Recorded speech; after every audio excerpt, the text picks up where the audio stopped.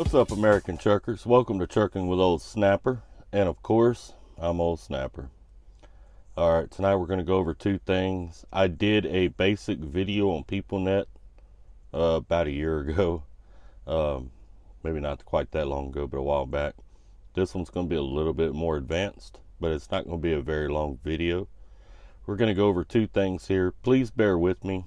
I don't have a professional camera mount. I hold my camera, so it might be a little bouncy, and I apologize for that.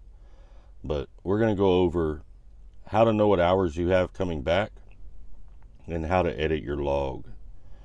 Now, I've already set this log up for a little place for me to edit to demonstrate.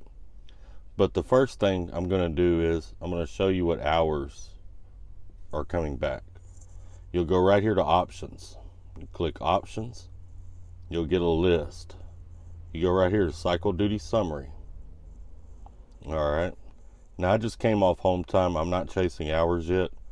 But if I was, I would read this thing from left to right.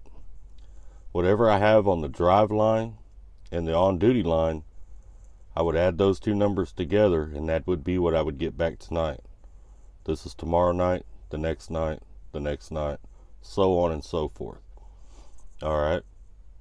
So if you get a load, excuse me, if you get a load and you're wondering, do I have the hours to run it? And you're chasing hours. You want to know what you have coming back for the next 3, 4, 5 days. This is the screen you would come to, and you would put it together as to how many miles you could run each day to know whether you had the hours to run that load. Alright, now let's go to edit logs. First, I'm going to come over here to logs. Alright. Now you see this little bit of sleeper berth. I'm going to edit it out. I can edit the off-duty line, the sleeper berth line, or the on-duty line. I cannot edit the drive line. Alright, this is Peoplenet. Can't use the drive line.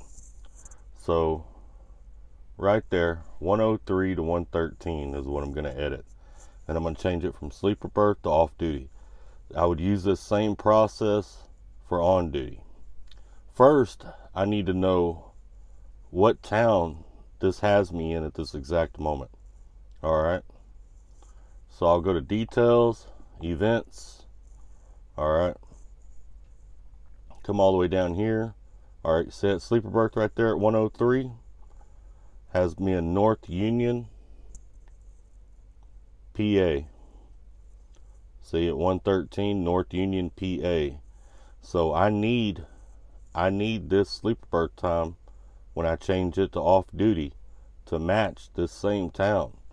If I put in two different towns right there, that may raise question with DOT. It would be illegal, and I would probably get a ticket if audited within the next 7 days. So here's what I'm going to do. I come over here and I hit add. Or I forgot what time it was. Let me come back. Alright. 103. Hit add. Let's go to status. Off duty. Start time. 101, 104, 103. 103 a.m. Location.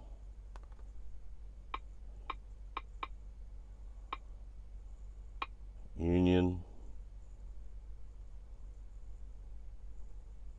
PA. I forgot the other little town that goes with it. I'll come back later and fix that, but I'm gonna go ahead and do it like this. I think it's Union City, but I don't want to be wrong. I'll put that in there. Reason for change, wrong duty status.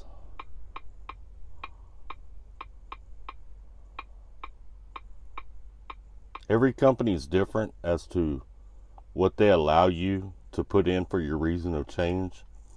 So if, call your company and make sure that you're putting in the right thing, because if you put in the wrong words right there, it could quite possibly end up getting you a ticket later on down the line.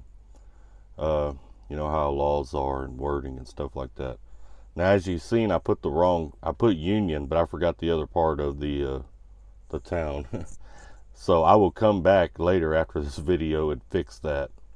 But I wanted to do this right now as an example. See, it was a union something, but I don't remember what the other part was. But I hit save, error, unable to add event with same start time as another event. Okay, so I might have to add a minute to it. Let's go to 104. All right. Now the disadvantage to this is your log measures in seconds. This measures in minutes. So sometimes you'll have to go the next minute, just like I just did. Hit save. All right, that's done.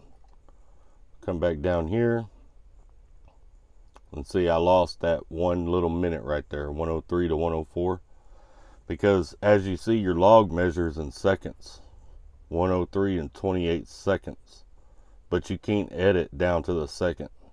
You can only edit down to the minute. So keep that in mind. Sometimes you have to go to the next minute. What was it? North Union. Yeah, so I'll go back and add that here in a minute. But that's how you edit a log. It's not a very long video. One more thing to keep in mind, if you're new to Peoplenet, this thing operates almost exactly like an Android.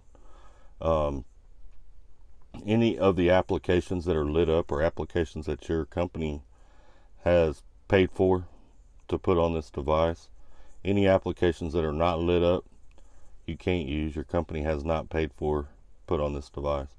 Like here where I work, I don't have navigation, I don't have workflow. Honestly, don't know why we don't use workflow, because it makes the company money. When I worked for Tyson Foods, they used workflow. And what it does is when you arrive at your shipper or receiver, as soon as you enter the property, it automatically sends a message letting them know you have arrived. And as soon as you depart, it automatically sends a message letting them know that you have departed.